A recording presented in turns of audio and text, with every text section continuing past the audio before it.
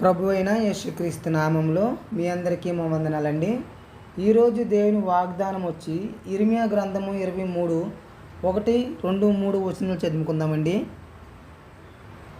నా మందలోని గొర్రెలను నశింపజేయుచు చెదరగొట్టుచు కాపరులకు శ్రమ, ఇదే యెహోవా వాక్యం. ఏమని చెప్తున్నారు? నా మందలోని గొర్రెలను నశింపజేయుచు చెదరగొట్టుచు కాపురులకు శ్రమ, ఇదే యెహోవాకు. ఇశ్రాయేలు దేవుడని యెహోవా తన ప్రజలను మేపు కాపురులను గూర్చి ఇలాగ సెలవిచ్చుచున్నాడు. మీరు నా మందను చెదరగొట్టి వాటిని తోలివేసి వాటిని దర్శించకపోతిరి. ఇదిగో నేను మీ దుష్ట క్రియలను బట్టి మిమ్మును దర్శించదను, ఇదే యెహోవా వాక్యం.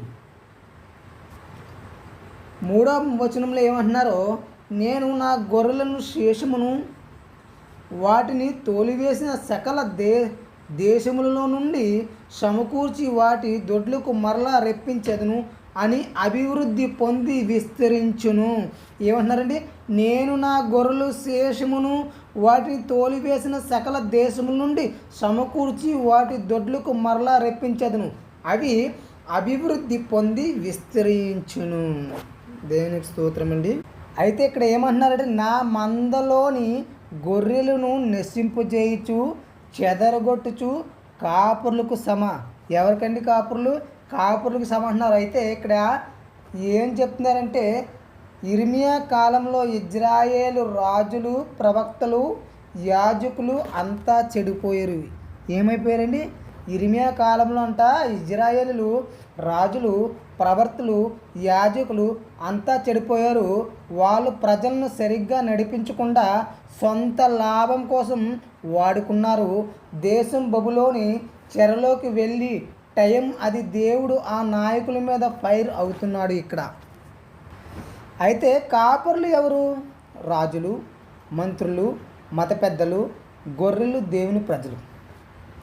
దేవుడు చెప్తున్నాడు, అరే నాయకులారా, మీ పని మందను కాయడం, కానీ మీరు గొర్రెలను చంపేస్తున్నారు, చెదరగొడుతున్నారు, మీకు శ్రమ తప్పదు.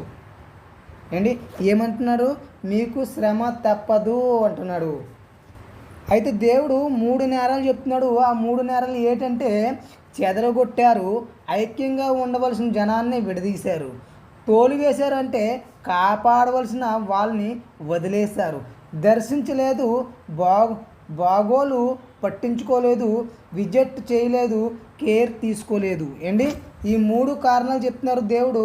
అందుకే దేవుడు అంటున్నాడు, మీరు వాటిని దర్శించలేదు కదా, ఇప్పుడు నేను మిమ్మల్ని దర్శిస్తా, అంటే శిక్షించడానికి వస్తా అని చెప్తున్నారు. అయితే సంఘంతో ఐక్యత కలిగి ఉండాలి. అలాగే బయట ఉన్న ప్రజలు, యావత్ ప్రజల్లో కూడా అందరితో కూడా ఒకరిపై ఒకరు ప్రేమతో ఉండాలని దేవుడు సెలవిస్తున్నాడు. కాబట్టి దేవుడిచ్చిన ఈ వాక్యములు బట్టి మనము నడుచుకుందామండి. అలాగే అయితే దేవుడు ఇంకో మాట చెప్తున్నాడు, బ్యాడ్ కాపురులు తిట్టిన తర్వాత దేవుడు ఒక మంచి మాట చెప్తున్నాడు. బ్యాడ్ కాపర్లను తిట్టిన తర్వాత దేవుడు ఒక మంచి మాట చెప్తున్నాడు. నాయకులు చెడిపోయినా నేనే స్వయంగా రంగంలోకి దిగుతా, చెదిరిపోయిన నా గొర్రెలను అన్ని దేశాల నుంచి వెతికి పట్టుకొచ్చి మళ్ళీ సేఫ్గా దొడ్డులో పెడతా అని చెప్తున్నారు. ఏం చెప్తున్నారండి? నేనే మళ్ళీ రంగంలోకి దిగుతా, స్వయంగా నేను రంగంలో దిగి చెదిరిపోయిన నా గొర్రెలను అన్ని దేశాల నుంచి వెతికి పట్టుకొచ్చి మళ్ళీ సేఫ్గా దొడ్డిలో పెడతానని ప్రభు మాటిస్తున్నారు. అయితే 70 ఏళ్ళు బబులోను చెరి తర్వాత ఇశ్రాయేలును తిరిగి స్వదేశానికి రప్పించాడు. భవిష్యత్తులో యేసు ప్రభు నేనే మంచి కాపరిని యోహాను 10:11 నుంచి వచ్చాడు. అయితే నిజమైన కాపరి ఎవరు?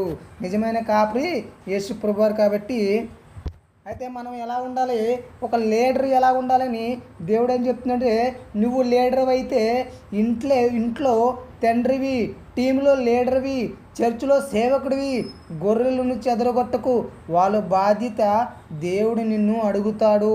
గొర్రెవి అయితే నీకు బ్యాడ్ లీడర్ దొరికిన చర్చిలో దెబ్బ తిని తిన్నా భయపడకు, దేవుడు స్వయంగా నిన్ను వెతికి దొడ్డులోకి చేర్చుతాడు.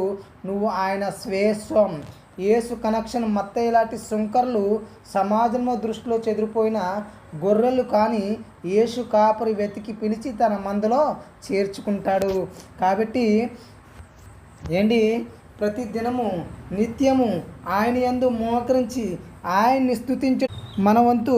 కాబట్టి నిత్యము ఆయన స్తుతిద్దాం, ఆయన్ని వెంబడిద్దాం. ఏదైతే మార్గం మన తండ్రి అయిన యేసుక్రీస్తు వారు మన కొరకు మార్గం విడిచారో ఆ మార్గమందు మనం అందరం నడుద్దామండి. మీ అందరికీ మా వందనాలు.